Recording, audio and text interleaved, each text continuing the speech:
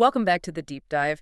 Today, we're taking a fascinating look into the world of modern paranormal investigation. Yeah, specifically through the lens of probably the biggest names doing it on YouTube right now, Yeah. Sam and Colby. Their reach is just massive, isn't it? We're talking, what, over 13 million subscribers? Maybe even closer to 15 million now. It's huge, and that really shows something. It says a lot about how many people are genuinely curious about, the afterlife, spirits, Right. what happens when we die. Totally. And what's interesting is they didn't exactly start out as experts. They kind of joke about being community college Ghostbusters. Right, they're very clear. They're documenters, not necessarily academics in the field, Yeah. but their personal story is key here. Absolutely. That journey from being complete skeptics, one of them even atheist, to becoming believers, well, that's kind of the core of their appeal, isn't it? It really is. That shift, that transformation, it adds a layer of authenticity for their audience. It's the central theme we're digging into today, how that belief interacts with the tech they use. Okay, so let's maybe start at the beginning, their evolution. Sure. So they met way back high school age, 14, I think, in Kansas. At band camp, of all places, which is just a funny origin story given where they ended up. Definitely. Right. And instead of the usual college path after high school, they decided, nope, let's go make content.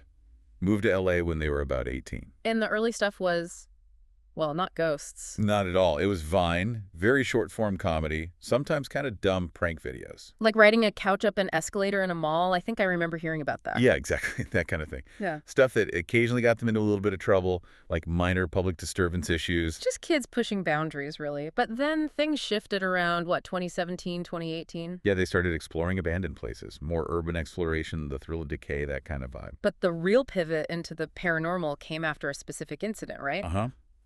In 2019, they actually got arrested. They were trying to explore some abandoned asylum, figuring out how to get in and out. Right. And that legal scare kind of pushed them. It really did. Yeah. It made them rethink exploring places just because they were derelict and maybe illegal to enter. And instead focus on locations with actual stories, actual haunted reputations, places they could often get permission for. Exactly. Moving from the physical risk of trespassing to the spiritual risk of potentially encountering something non-physical. Which brings us to that big nagging question they always seem to grapple with. The evidence problem. Yeah. If pretty much everyone on Earth has a high-def camera in their pocket now, Right, a cell phone.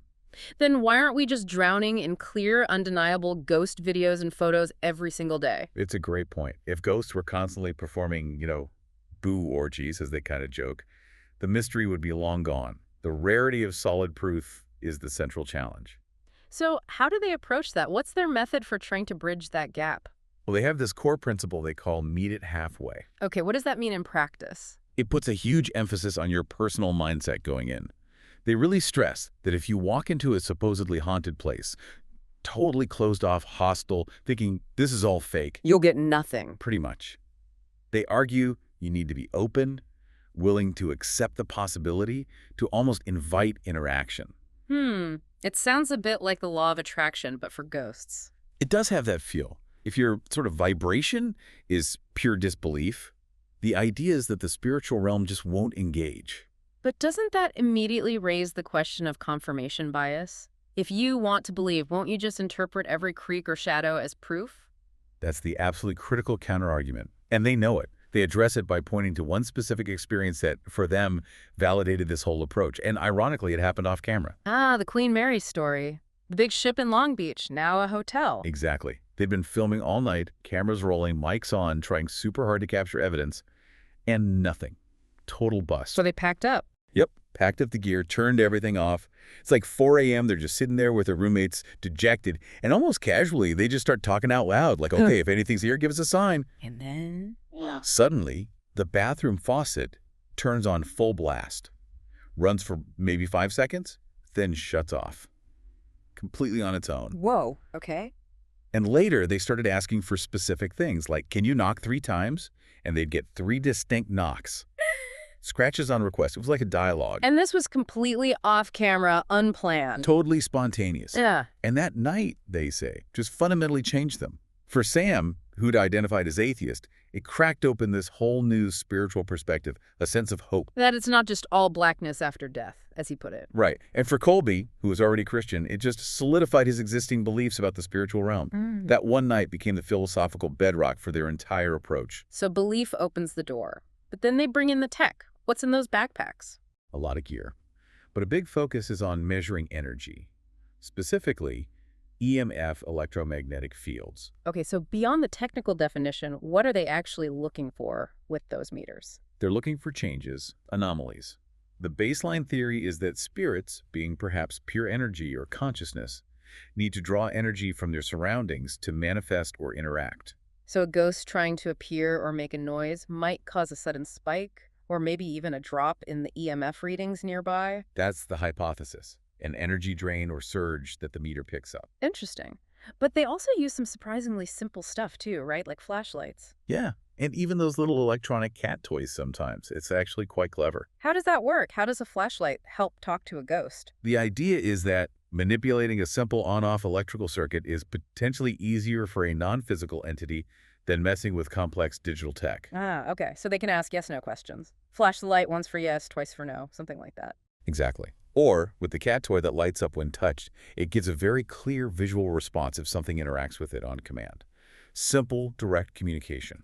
Makes sense. Less complex system, easier to influence. And then there's the audio side, that specific voice recorder they use. Right, the vintage one. Yeah. A Japanese model from the 70s, apparently. Why that particular one? Why not a modern digital recorder? Well, the story, or the lore around it, is fascinating. Reportedly, that specific model was recalled back in the 70s because users kept complaining it was picking up strange voices, whispers that weren't there. Seriously. Yeah.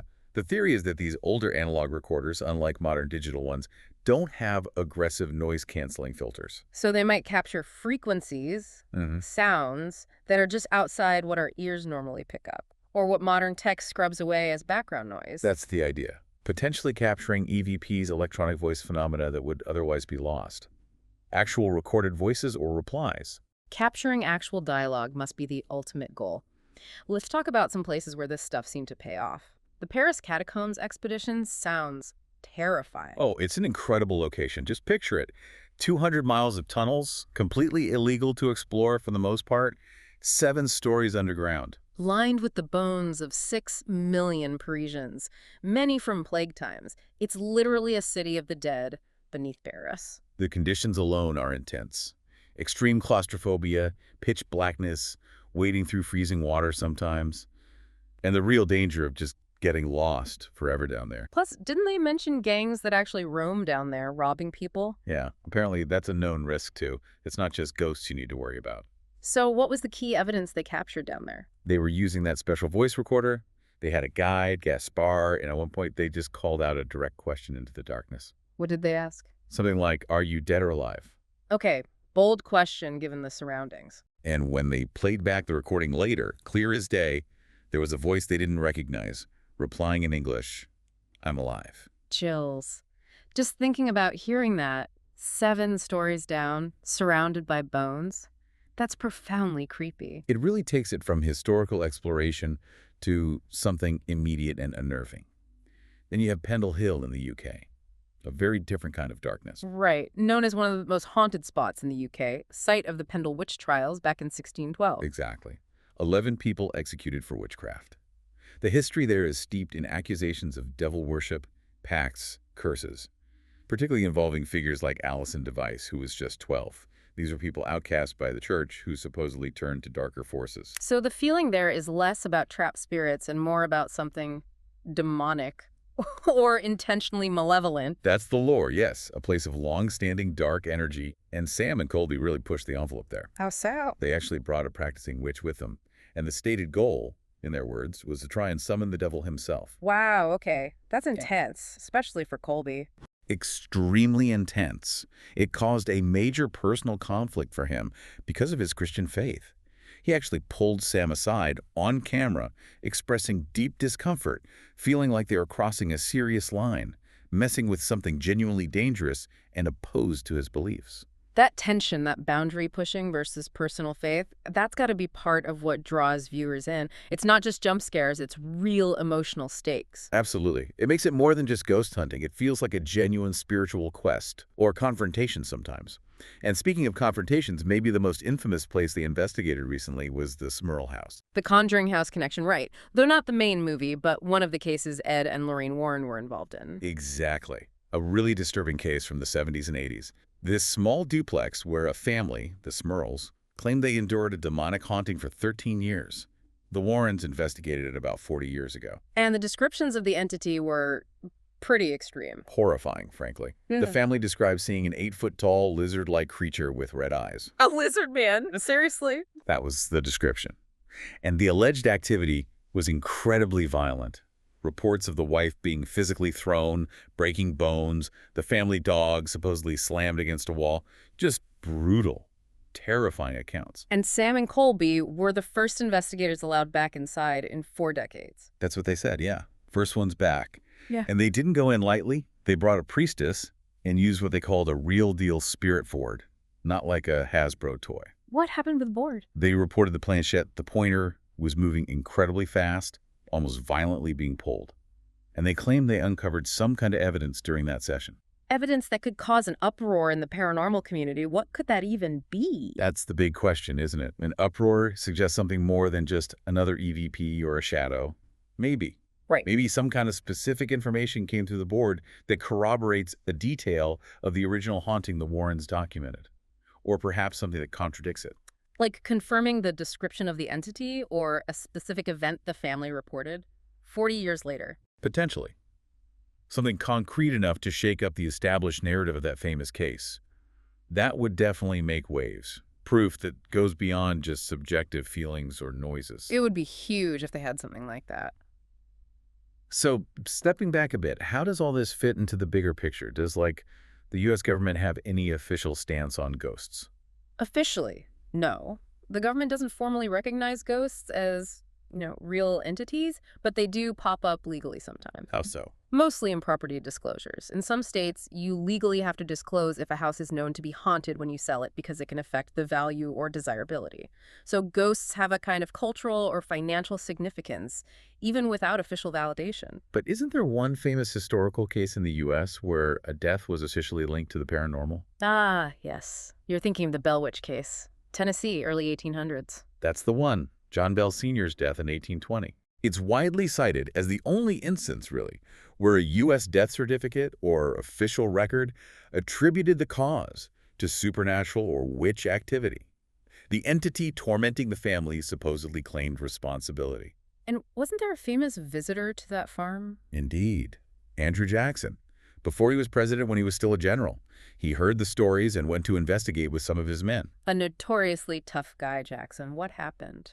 Well, accounts vary, but the legend is they experienced enough strange phenomena, wagons getting stuck inexplicably, voices, physical attacks, that Jackson and his men left pretty quickly. And he supposedly said something afterwards. The famous quote attributed to him is that he'd rather face the entire British Army again than spend another night dealing with the Bell Witch. Coming from Andrew Jackson, that carries some serious weight. It lifts the story beyond simple folklore. Absolutely. It adds this layer of historical gravitas to an otherwise unbelievable tale. And this all ties back to Sam's motivation, doesn't it? After that Queen Mary experience changed him from an atheist. Exactly. He talks about being in a place where he assumed death was just, oblivion, all blackness, and finding potential evidence of something more gave him hope. So his goal now is kind of to offer that same hope to others, to use their huge platform to suggest there might be more to existence than just the physical. That seems to be a core driver for him, yes. To provide comfort or at least possibility for people wrestling with those big existential questions. And where do Sam and Colby fit in the sort of lineage of ghost hunting? Who are the big names they're following? Well, you have to mention the goats, as they say. Ed and Lorraine Warren, obviously, the famous demonologists whose case files inspired the Conjuring universe. Right. Controversial, but hugely influential. Definitely. And then in the modern TV era, you've got Zach Bagans from Ghost Adventures. He's built a whole empire around it, including his museum in Vegas. So Sam and Colby are kind of the next generation, using YouTube and digital platforms to push it forward. Exactly. They represent that evolution, Yeah. bringing paranormal investigation to a massive online audience in a very personal, journey-focused way. So wrapping this up, what's the big takeaway for listeners from Sam and Colby's journey and methods? I think the central lesson, the one they learned themselves, is that idea of meeting it halfway, whether it's searching for ghosts, pursuing faith, or even just personal growth. You have to show up. You have to be open to it. Yeah. You often have to actively want something, put energy into it, be receptive for that thing, whatever it is, to manifest or engage with you. The universe, or maybe the spirit world, responds to intention. It really makes you think, especially with their focus on subtle energies and frequencies, things maybe just below our normal perception. Right. Like that old voice recorder supposedly picking up sounds we filter out. It leads to a final thought, doesn't it?